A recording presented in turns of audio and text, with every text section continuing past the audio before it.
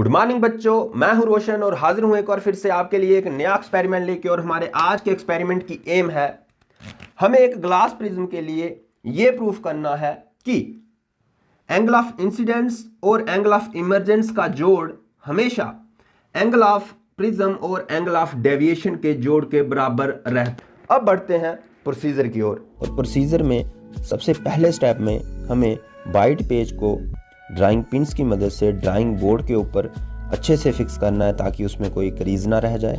दूसरे स्टेप में आपको ग्लास प्रिज्म लेना है और उसको वाइट पेपर पे कुछ इस तरह से रखना है कि उसका नॉन रिफ्रैक्टिंग रेक्टेंगुलर फेस आपको फेस कर। उसके बाद बड़े ही ध्यान से एक शार्प पेंसिल के साथ प्रिज्म की बाउंड्री ड्रा करनी है। हमने जो बाउंड्री ड्रा की है उसको एजेस पे नाम देंगे ABC।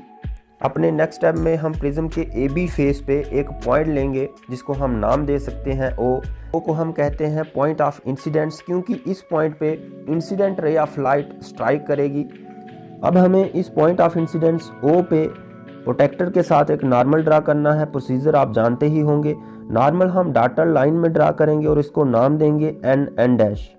अब हम इस नॉर्मल के साथ पॉइंट ऑफ इंसिडेंस के ऊपर एक 35 डिग्री का एंगल बनाएंगे और इस एंगल को हम नाम देंगे एंगल ऑफ इंसिडेंस, क्योंकि ये नॉर्मल और इंसिडेंट रे ऑफ लाइट के बीच में एंगल होगा। आप देख सकते हैं इस एंगल की मेजरमेंट मैं 35 डिग्री ही ले रहा हूं। बच्चों आप देख सकते हैं कि ये जो रे मैं ड्रा कर रहा हूं जो नॉर्मल के साथ 35 डिग्री मेजरमेंट का एंगल बना रही है, ये रे नॉर्मल के साथ पॉइंट ऑफ इंसिडेंस के ऊपर मीट कर रही है। इस रे को हम इंसिडेंट रे ऑफ लाइट कहते हैं। अगले स्टेप में हमने इंसिडेंट रे ऑफ लाइट के ऊपर 2 पिन्स फिक्स करनी है। ये पिन्स कम से कम 5 से लेके 10 सेंटीमीटर की दूरी पे होनी चाहिए और बिल्कुल सीधी यानी कि अपराइट होनी चाहिए। इन पिन्स को हम नाम दे सकते हैं पिन P1 और पिन P2। बच्चों अपने नेक्स्ट स्टेप में हमने ग्लास स्लैब को बाउंड्री ABC के अंदर रखना है और सेम उसी ओरिएंटेशन में रखना है जिस ओरिएंटेशन में रख के हमने वो बाउंड्री ड्रा की। तो अपने अगले और मोस्ट इंपॉर्टेंट स्टेप में हमने पिन्स P1 और P2 की रिफ्रैक्टेड इमेजेस को ग्लास प्रिज्म के रिफ्रैक्टिंग फेस AC के थ्रू देखते हुए 2 और पिन्स फिक्स करनी है जिन्हें हम नाम देंगे पिन P3 और पिन P4। लेकिन ये पिन्स हमने इस तरह से फिक्स करनी है कि जो पिन P1 और पिन P2 की रिफ्रैक्टेड इमेजेस हमें फेस AC के थ्रू देखते हुए दिख रही हैं वो सेम स्ट्रेट लाइन में फॉल करें और फिर उसी सेम स्ट्रेट लाइन में हमें पिन्स के बेसिस को देखते हुए पिन P3 और पिन P4 लगानी है ताकि सभी पिन्स के बेसिस सेम स्ट्रेट लाइन में फॉल करें। बच्चों अब हमने पिन्स को रिमूव करना है और पिन प्रिक्स को एनसर्कल करके उनको नाम देना है pin P3 and pin P4। Glass prism को भी रिमूव करना है और अपने अगले स्टेप में अब हमें पिन प्रिक्स P3 और P4 को एक स्ट्रेट लाइन के थ्रू मिलाना है और उस स्ट्रेट लाइन को हमें ग्लास प्रिज्म के AC फेस तक लेके जाना है, यानी कि AC फेस के साथ मिलाना है। अब हमें इस स्ट्रेट लाइन पे एक एरो ड्रा करना है which shows the direction of emergent ray of light which is coming out of refracting face AC that of glass prism. और वो पॉइंट जिस पॉइंट से इमर्जेंट रे ऑफ लाइट बाहर निकल रही है उस पॉइंट को हम कहते हैं पॉइंट ऑफ इमर्जेंस और उसे हम नाम दे सकते हैं O'।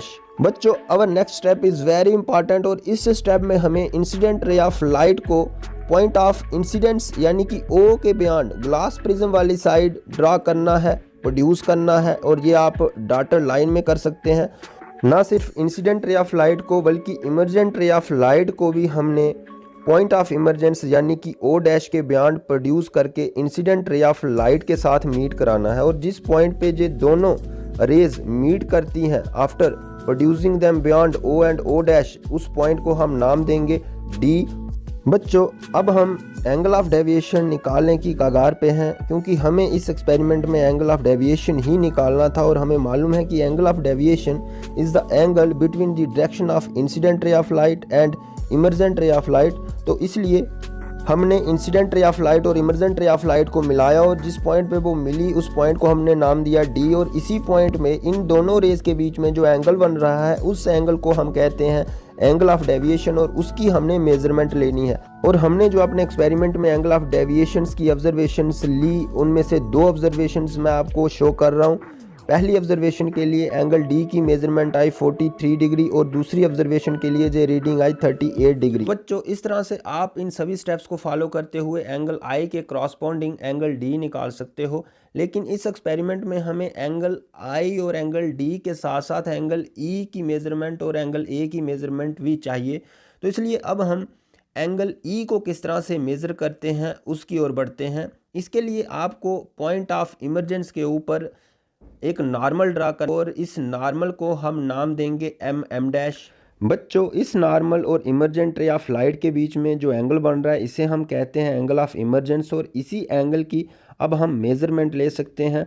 और आप देख सकते हैं कि इस एंगल की हमारे पास मेज़रमेंट आ रही है 68 डिग्री और इसे हम डिनोट करते हैं एंगल ई के साथ। Therefore we can say that for angle i 35 degree angle of emergence angle e is equal to 68 degree. जैसा कि हमने स्टार्टिंग में डिस्कस किया कि इस एक्सपेरिमेंट में हमें एंगल ऑफ प्रिज्म भी चाहिए। तो एंगल ऑफ प्रिज्म आपको बता दूं कि वो वाला एंगल होता है जो एंगल प्रिज्म के दो रिफ्रैक्टिंग फेसेस के बीच में बनता है, जैसे कि AV और AC। ऑलमोस्ट सभी प्रिज्म्स के लिए जे वैल्यू 60 डिग्री ही रहती है। तो बच्चों आपने देखा कि किस तरह से हम प्रोसीजर के अलग अलग स्टेप्स को फॉलो करते हुए बहुत ही आसानी से एंगल ऑफ इंसिडेंस की अलग अलग वैल्यूज़ के लिए एंगल ऑफ डेविएशन और एंगल ऑफ इमरजेंस निकाल सकते हैं। और आपको मैंने एंगल ऑफ प्रिज्म जो हमारे पास प्रिज्म था उसका निकाल के भी बताया और वो हमारा 60 डिग्री रहा। तो इसलिए हर ऑब्जर्वेशन के लिए हम एंगल ऑफ प्रिज्म की वैल्यू 60 डिग्री सब्स्टिट्यूट कर सकते हैं। आपको मैंने जो पहली ऑब्जर्वेशन लेके बताई उसमें एंगल ऑफ इंसिडेंस हमने 35 डिग्री रखा था। Corresponding to this angle of deviation हमारे पास 43 डिग्री रहा और एंगल ऑफ इमरजेंस की अगर हम बात करें तो वो 68 डिग्री रहा। अब हमें एंगल आई और एंगल ई का जोड़ करना है। 35 और 68 का हम जब जोड़ करते हैं तो आप देख सकते हो कि ये हमारे पास 103 डिग्री रहा। इसी तरह से अब हमें एंगल ए और एंगल डी का भी जोड़ करना है। हमारे पास एंगल डी 43 है, ए 60 है और जब आप इसको जोड़ोगे सम करोगे तो वो वैल्यू भी 103 डिग्री ही आ रही है। यानी कि हमारा angle i plus angle E 103, angle a plus angle D 103 हमारा पहली ऑब्जर्वेशन के लिए जे रिजल्ट जो है वेरीफाई हो गया। इसलिए हम कह सकते हैं कि for a glass prism angle i plus angle e is always equal to angle a plus angle d. हम रिजल्ट कंक्लूड कर सकते हैं। सब्सक्राइब के साथ साथ अपने दोस्तों के साथ शेयर भी जरूर कीजिएगा। अब दीजिए इजाजत। शुक्रिया। Take care. Bye bye.